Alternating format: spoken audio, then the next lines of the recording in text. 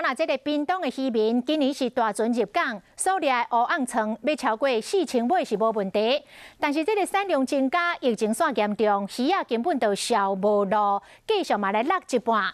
面对着冷清清的市场，渔民嘛是笑袂出来。 多啊流开油花真招文，乌昂床沙西米今年会使讲是量济阁真鲜。来到渔港，全部拢是上鲜的鱼仔。渔民无用要出海，无用运费。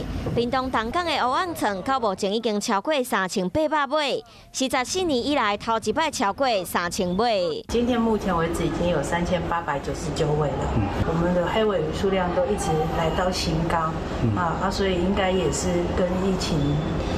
整个环境没有被破坏到，应该也是有关系。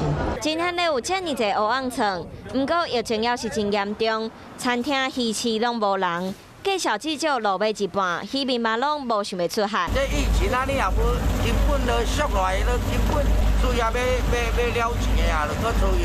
咱就爱赶紧趁这个时阵来食迄位，虽然疫情的关系，但是即摆是缩搁大碗。不管是打或者是渔民，就算掠到真济鱼仔。